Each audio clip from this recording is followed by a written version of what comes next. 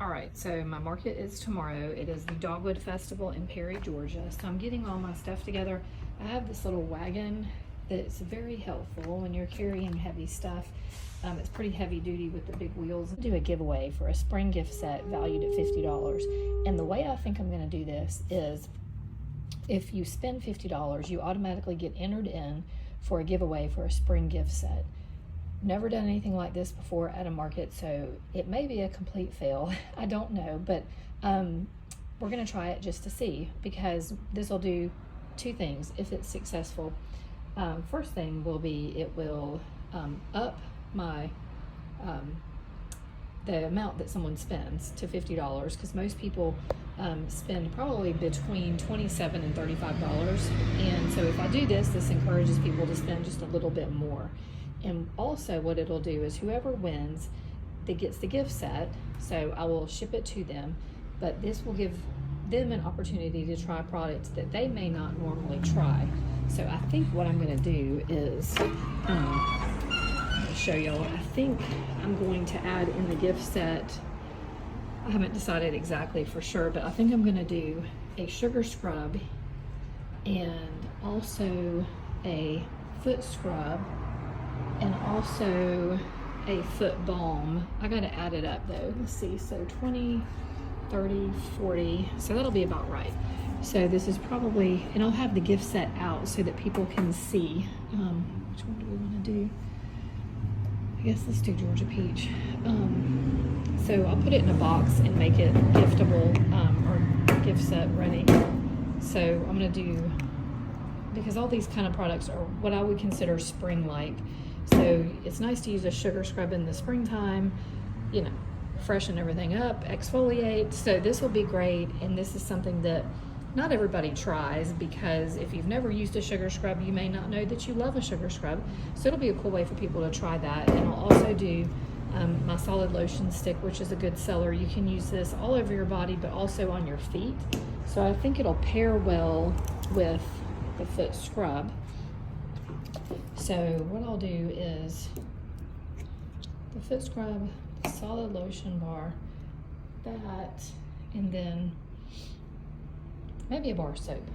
Let's see, which bar soap will we choose? If we did Georgia Peach, let's do Georgia Peach and keep it consistent with the, sorry, I'm trying not to move too fast. And that way it's kind of consistent with the theme of Georgia Peach. So Georgia Peach scrub, Georgia Peach soap, sugar scrub, soap, foot scrub, and foot balm. So that'll be good. I'm gonna put this in a box. I've got plenty of boxes over here that I keep, that I can use some tissue paper or some sticker and make it cute. So I'm gonna do that and show y'all that in just a second. All right, so I changed things up a little bit since I last had my camera out. So what I decided to do is do a $60 value instead of a $50 value. So I figured it would be a little bit more of a way to give back to the customer, because what I'm gonna do is have a requirement. Oh, that's gonna be really loud, sorry, the truck's going by. What I'm gonna do is let everyone know at this market that I'm gonna have a giveaway, and with a $50 purchase, you will get entered in to win a spring gift set valued at $60. So I thought that was a little more enticing and gave more value to the customer. And what I added was a pumice hand soap, because it's more like a gardener's soap. So I thought that would be a fun addition to the basket. And I'm not sure if this is gonna work or not. I'm gonna keep it as simple as possible. And my goal here is to hopefully up the amount, you know, that people will spend. So if they were only planning on spending, like let's just say that they get 5 soaps for $36, and then they add a lip balm for $5, so their purchase price is $41. Okay, fine. But if they spend $9 more, then they get entered in for a giveaway for $60. So we shall see. I would do it. I'm the type that, like, hey, if I'm just a couple dollars away, then I'll go ahead and do it. But if I was only spending, you know, $10, I probably would be like, no, it's okay, thanks. But this is really just to target those customers that are going to spend close to that amount anyway, just to kind of increase what they're going to get. Maybe pick up 1 or 2 more items so that they get entered in for this gift set that I plan on. I will ship to them. That way nobody has to come pick it up. And what I'll do is have my daughter's going to make me up some little cards. And I'm just going to require them to give me their name and phone number. And that way I'm going to do a Facebook Live. And if they don't catch the Facebook Live, then I can call them to let them know that they won. So this Dogwood Festival that I'm doing is actually a 2-day festival. I'll just kind of walk around the store so you'll have something else to look at. But the Dogwood Festival is a 2-day festival, Saturday and Sunday. So my plan is to have the drawing Sunday. At the end of the festival, I'll do the drawing live on my Facebook page, and that way, it's legit. People can actually see the process. And then I'll announce the winner on Facebook Live, and then also call them to let them know. And when I call them, I will then get their mailing address, because I'm trying to keep it as simple as I can, because I know people are in a hurry at these markets. They don't want to stand there and fill out some big old long form and all that. So I figured if they just give me their name and phone number, I can write it down for them on that piece of paper that we're going to do for the drawing. And then, because there's no sense in everybody writing their address down, because when I call them, I can get that. So, or text them or whatever. So I figured that I'm just trying to make it as easy as I can. So I'm hoping it'll be successful. We shall see. Here's some of my goat artwork. Yay, I had this one. I commissioned a lady to make this one for us, since my husband does bees as well. So isn't that just precious? She's very talented. And I also sell her cards here at my store, which I've got to get a better display for them. But she also has an Etsy shop, Pat Burns. So she's very talented. But yeah, so sweet little cards. But yeah, so I'm gonna set up tonight. It is Friday, and we have to get set up tonight. But the problem is it's calling for rain tomorrow. Of course, can't have a festival without the rain coming in. So I'll bring you guys along with me to set up process. I did get a new tent, so I got a custom tent, and I haven't even taken it out of the box yet. It just came in on Tuesday, so I plan on setting that up and showing that to you guys. Hopefully it turned out good. We'll see. But yeah, I'll film when I get down there to Perry. Perry is about almost an hour from me. It's like 45 minutes from where I'm at to get down to Perry. So what I'm gonna do is set up my tent and tables, and then put the sides to the tent up, but then not put any of my product in the tent, because there's a chance of rain, and it's a pretty significant chance of rain. So I'm not gonna risk my stuff getting messed up. But the rain is only supposed to be in the morning, so I'm going to just be kind of on standby. When it stops raining, then that's when I will bring my little buggy thing, this little buggy. I'll carry all this stuff back and forth from my car with this. That way I don't disrupt the market, because they don't like you to be, they want you to be set up and ready to go. But really, I can't have this stuff out in the rain. So, and they understand that. So yeah, I'll film more when I get down to Perry, so you guys can see that town. It's a really cute town, a little bigger than the town I'm in, but not quite as big as Macon. So it's Perry, Georgia. I'm in Forsyth, Georgia. Macon, Georgia would be our bigger town between the two. So, yep. But I'll show it to you. It's really cute. And we'll see my tent. I'm excited to see it. So I'll show that to you guys.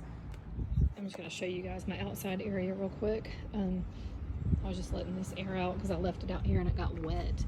So, which was fine. I just cleaned it. But these are 2 of my displays. I have 4 of these total, and that I use for the markets, and they work out really great. But yeah, I'm just letting them sit here so they can get nice and aired out, and I'm just gonna wipe them down. But these are 2, and I've got the other 2 at my house, so I'm gonna take these down there tonight, because they won't get wet and moisture won't hurt them. So here's those 2, and my husband built these because I could not find any type of displays that work well for soap. So if you can't find it, you got to make it.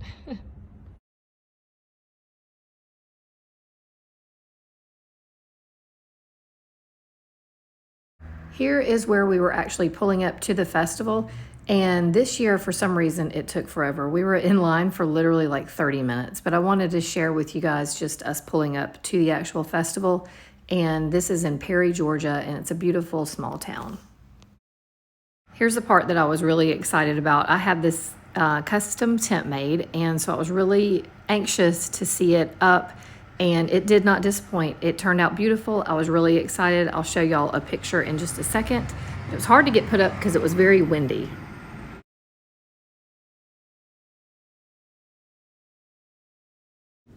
And there it is. I think it turned out so nice. I hope y'all like it. Here's us putting up the sides on a tent. That was an essential part of this tent, was that it had to have sides. So here is the morning of the event. So this is Saturday morning. I'm showing y'all the rain clouds. So we weren't in a big hurry to get down there because it was supposed to rain that morning. But oh, good Lord, let me tell y'all what happened. I'm going to share that with you very soon here because things did not go as expected. So there you go. I'm going to share with you guys the rest of that story in just a second, but I wanted to show y'all the final setup and just a few clips of the festival here.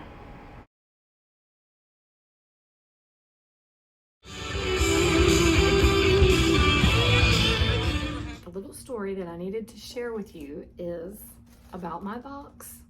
You know, the little giveaway that I said I was going to do at the beginning of this video. Well, it did not happen, and let me explain to you why.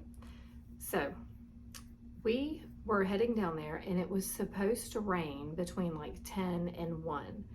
Well, I figured we'll get down there about 10, we'll sit in our car, we'll kind of like chill and wait for the weather to pass, because this wasn't supposed to be some like huge storm system. It was supposed to be just like a small band of weather that was going to just come in and blow through pretty quick. So it was literally only calling for rain from like 10 to 1. And the festival went until 6 o'clock. So I was like, well, we'll just kind of wait it out. So we get down there, you know, about 10 o'clock. Well, when we get there, it's like an hour from here. And I was looking up the weather for that area. So it's not like I was looking up my area. I was looking up the weather for that area and following that. But we get down there and there was no rain. And all the vendors were set up. Everyone was there selling stuff. There was a ton of people there. I mean, I was like, it almost looked like the show was half over, even though it only started at 10 o'clock and we got there at 10. There was just a ton of people, vendors and everywhere. So I was like, look, oh shit. So it was awful. I felt so far behind, ill prepared and everything, even though I was prepared, but I was prepared for weather. I was not prepared to get down there and everyone, you know, be shopping and there be no rain. So we had to park a couple blocks away, use that little cart that I showed y'all at the beginning of the video. So we had to haul our stuff like 2 blocks down the street, made several trips to get set up. All the while, there's like all these people shopping, vendors selling stuff, and here I am, I'm just trying to get my shit set up. I'm like, this is not good. This is not good at all. So like, I felt very stressed out. I was all frazzled. And as I was setting stuff out, there were people buying stuff. Like, I wasn't even fully set up yet. So obviously, I mean, that's a good thing, like, right? Like, you're selling stuff as you're setting it out. That's amazing.